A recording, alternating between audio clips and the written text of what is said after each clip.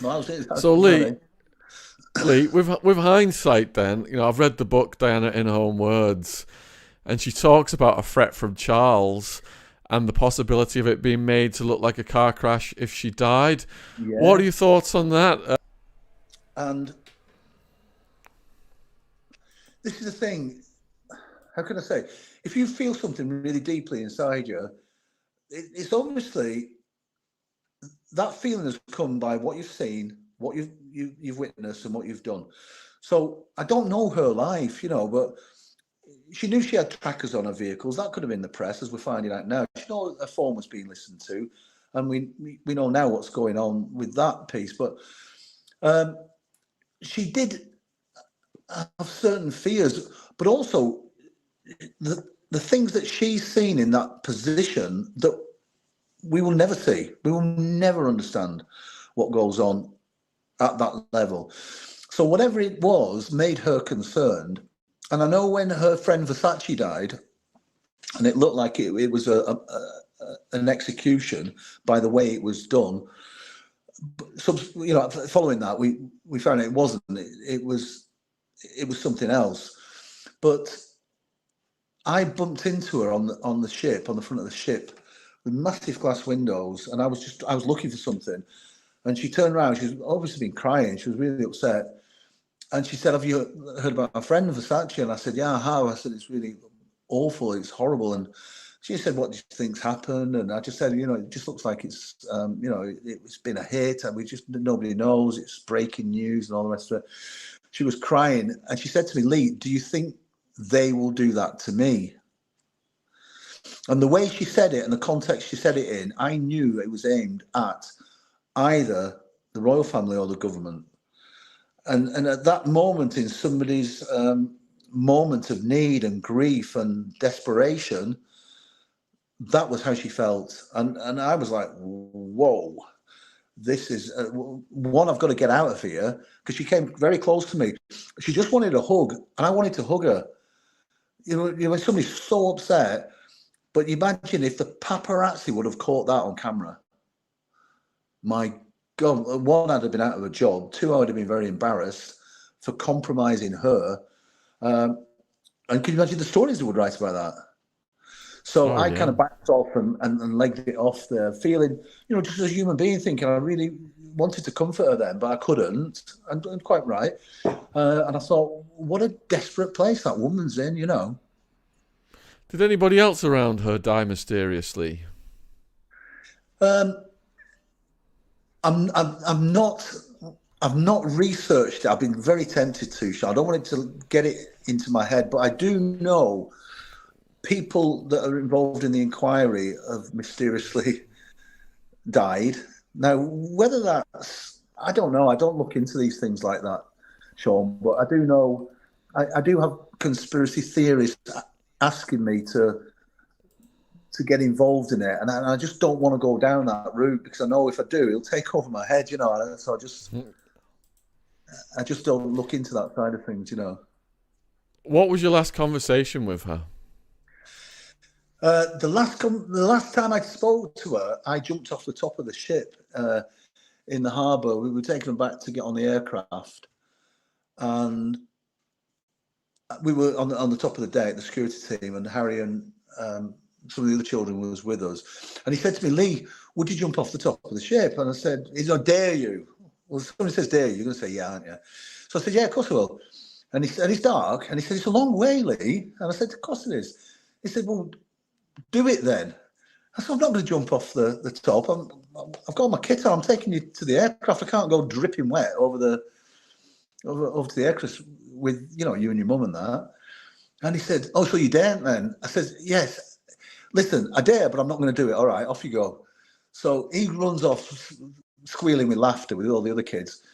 And then I hear this, "Lee, Lee," and I look down. It's the princess right on the bottom. They're having dinner, the adults, while the kids were hanging out. She said, "Harry says you're going to jump off the boat, off the ship."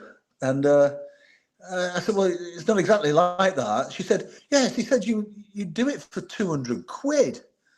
And I said, "Well, I did say that." And then I thought, mystified, look up. He said, Lee, there's 200 quid jump. So I jumped off the top of this bloody ship, and then I come back on, swim back up and come back up, and she's there shrieking with laughter and talking, shouting at me and all this, and off I go. And that's the last time I spoke to her. So, what other interactions did you have with her kids? Just the way I could best describe it really is, say you're taking your kids on holiday and you had every toy you wanted to play with. It was like that. There was times where, we had such a big team, but if I was involved in the kids, we'd always have people watching, you see. So I could just entertain the kids and be their safety person there, because we were on the sea and stuff. So I taught them to ride the jet bikes, the jet skis, squirt the paparazzi with a big thing of water coming out the back. And we'd sit there and chat. I was doing some kickboxing we had a small gym there, and I got the princes there and tell them because they used to like martial arts. So just doing cool stuff with them. It was really, really, it was a great job. Did you have any inkling from the young personalities that things would turn out as they have for William and Harry? Kind of looking back, yeah. Prince William was really measured, lovely kid, really pleasant, polite boy, intelligent and just a nice kid. Harry was a naughty boy and full of life and fun, and I just loved the way he was. It reminded me a lot of my son, So they were like chalk and cheese. But you could see they were really looked after each other. They had that really good bond, So it's so sad to see what's happened now. Really sad. So those two little boys that I knew then, I can see what's happened and why it's happened, Did you know anything about the death of Barry Manicky? No. Okay. So, when the news broke about Diana's death, where were you and how did you react to that? So, I was at home. I just had a family barbecue. I lived on my own, and I was doing all the washing up. Right, I never did that. I waited till the next day. I'm a next day man, me, especially when you're partying, And it came on Sky News that this had happened. I was like, what? So instantly I went to my phone and I had a few missed calls from our operations room, our ops room in London. So I was then on to the ops room finding out what had happened. And to be quite honest, the first person I was thinking about was Trevor Rees-Jones, a very good friend of mine. And we still speak now, he's a great guy. And then, I was listening to what was happening real time. So I was ahead of, everybody else in the world. So I knew when she died, and I knew that Dodie and the driver, Honey Paul, was dead. With Trevor, eventually, obviously, we found out, he was pulling through and all the rest of it. But it was a real shock, and Dodie as well. I've been around the family for years, so I knew the grief and everything that was going to go out. It was a really sad time. And then when I got back to work, maybe a week later, it was like walking into someone's house whose son had died. It was horrible.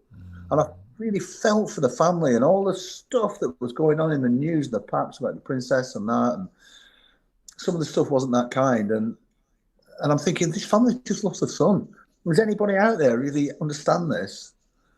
So it was a really sad time. And also their house, the flowers that were left outside. You've seen it all on the television. We had to take them in at night. It was just too many, almost blocking the road. It was just an incredible time in the world.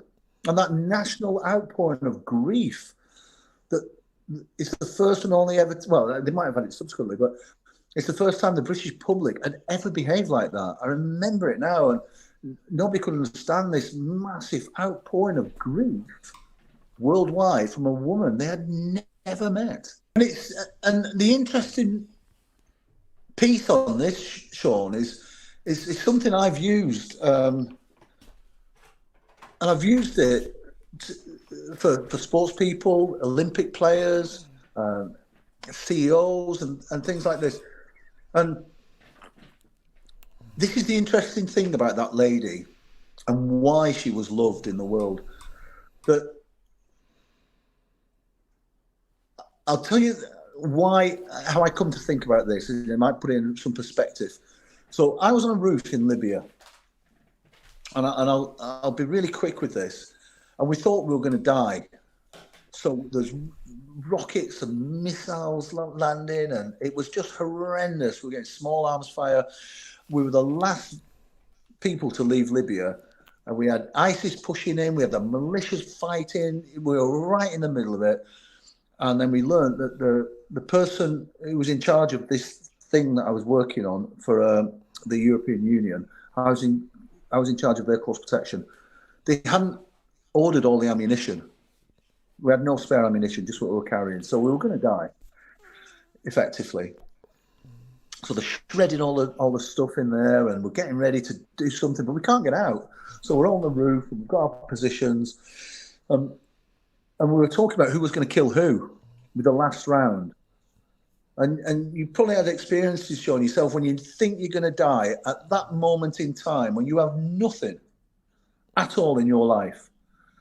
You start thinking about different things, and generally you start thinking about the people you love. And you go through that person, and you feel joy and happiness. And because I had to get my mind on what I was going to do, I didn't have time for feeling sad. You just reflect your life. And you think about your children and with pride. And, for me, it was, and make a few videos saying goodbye to everybody and this, that, and the other. And it's on your cloud so they can access it if they need to.